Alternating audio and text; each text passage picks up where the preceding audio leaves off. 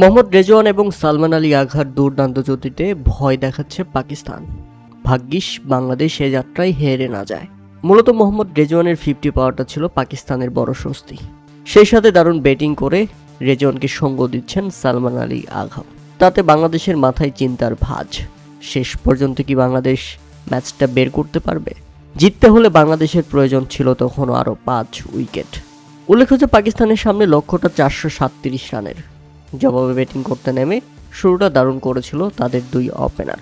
তাই তো বাংলাদেশ 11তম ওভারে গিয়ে প্রথম উইকেট পায়। ফিরে যান আব্দুল্লাহ ফজল।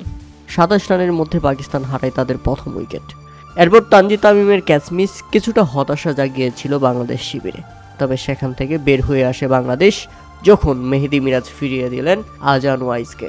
21 রান করে এই ব্যাটসম্যান ফিরলে 41 রানের মধ্যে পাকিস্তান হারিয়ে ফেলে 2 উইকেট। এরপর আবারও দুর্দান্ত জুটি করেন বাবর আজম এবং শান মাসুদ। এই দুই ব্যাটসম্যানও বাংলাদেশের ভয়ের কারণ হয়ে দাঁড়ায় প্রথম সেশন শেষ করে তারা। তবে দ্বিতীয় সেশনের শুরুতেই তাইজুল ইসলামের বড় আঘাত।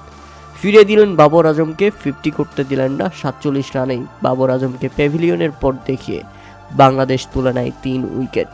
এরপর বড় স্বস্তি নাহিদ রানা ফিরিয়ে দিলেন শাদ শাকিলকে। আবারও ব্যর্থ শাদ শাকিল। 6 রান করে এই ব্যাটসম্যান ফিরলে 154 রানের মধ্যে পাকিস্তান হারিয়ে ফেলে 4 উইকেট। এরপর তাইজুল ইসলাম বড় চমক দেখিয়েছেন। সেট হয়ে ওঠা পাকিস্তানি অধিনায়ক শান মাসুদকে ফিরিয়েছেন। 71 রানে শান মাসুদ ফিরলে বাংলাদেশ শিবিরে বড় স্বস্তি। পাকিস্তান হারিয়ে ফেলেছে 162 রানের মধ্যেই 5 উইকেট।